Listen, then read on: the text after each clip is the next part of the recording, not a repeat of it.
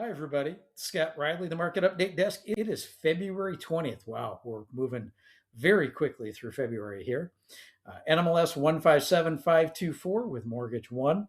Wanted to go over what's been a very busy morning with information and things going on in the market. So we got something that was highly anticipated, PCE, personal consumption expenditure. That is the December numbers. What we're showing is headline and core were actually up 4 tenths.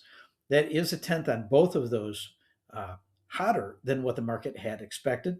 Year over year headline climbed from 2.8 to 2.9%, and the very looked at core rose from 2.8 to 3%. Now it's interesting when we dug into the numbers, there was a very interesting reason why it came in a tenth higher than expected. Not something you'd really expect. Believe it or not, streaming services are the major culprit in having it come in slightly over market expectations. When we looked at it, video streaming services accounted for a 1/10 increase to both core and headline. That's because Disney and multiple others pushed up month over month numbers by 19.5%, due to price increases. That's a pretty big number. Shelter shelter cost is something that helps us out greatly in our CPI numbers. It does have a heavier weight in CPI than the PCE report, so we don't get as much of a benefit from it. Shelter was up 3 tenths month over month, and year over year up 3.3%. So it's still cooling, but because it's not weighted as heavily, we don't get as much benefit from that in the PCE report. Um, Now, when we looked at future, when we're starting to look at January and February's numbers from PCE, we're going to get some benefit. Specifically, the replacement numbers. That's the number that's falling off from 12 months ago and being replaced with a new number. So the January number that we're dropping is 0.31%. And February was a hot number last year at up plus 0.45%. Those are big numbers. So we're going to get some benefit in the next two reports. When you look at the numbers, we could actually see core come in year over year somewhere around 2.6%. That's a 4/10 drop, potentially in 2 months. That's going to really help us out. A report that came in a little bit of a surprise, well, a lot of a surprise until we dug into the numbers. GDP, first look GDP for Q4 last year came in at plus 1.4%. Wow, that's a big miss from the market expectations of 2.8%.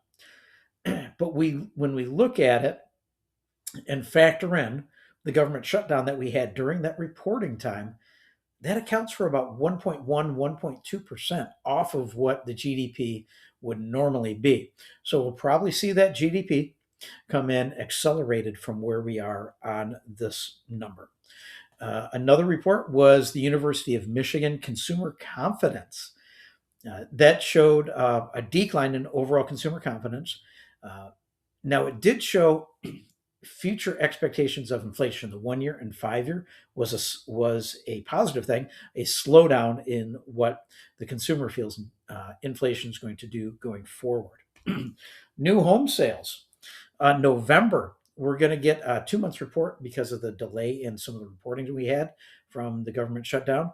So November was showing a plus 15% month over month. That's a big, big number.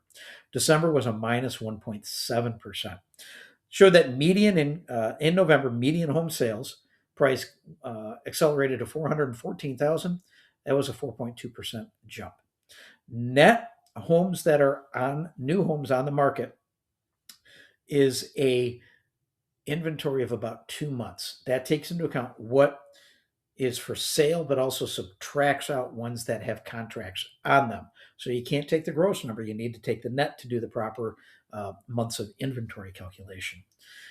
Another item that came out today was Supreme Court ruled on the Trump reciprocal tariff legalities, and they did indicate that those were not something that could or should have been done from a legal aspect as it relates to the specific rule and law that they were leveraging to justify those. Now, it's going to be very interesting as we go forward. What happens with the money we've collected? Do we keep that? Do we send it back to the country it was imposed on? Do we send it back to potentially the wholesaler that absorbed the majority of it? Do we send it back to consumers that had some of that inflation hit them? So this is still going to take a long time to play out, as that part has to go back through the court system. So we're going to follow that very closely. Next week, fairly busy week. We get a home appreciation, we get mortgage applications, we get jobless claims, and then on Friday we get the PPI, Producer Price Index. So we're following a lot of that stuff closely. 10-year Treasury did jump a little bit on news of the PCE report. Went from about 4.07 to 4.9, 4.1, and we've settled back down to about 4.088. It's very important that we hold the line and close below 4.1 so that we can keep within this range, trading a 4.02 to 4.10, and maybe use next week's numbers to keep us moving back downward. We did get to a low point of 4.03. So we're watching all these numbers very closely. We've actually been very busy this morning, had 3 pre-qualifications, pre-approvals, and we've got buyers out there ready to make offers. We're starting to snow, and you can't really see from the glare on the window there in the office, but we are getting some snow this weekend, colder weather from this great sunshine that we had. It means you need to get out, go make offers, get a home under contract. Because last week we saw buyers spike with warm weather. Get ahead of the curve. The more warm weather we have, the more buyers come out. The colder weather we have, the fewer buyers come out.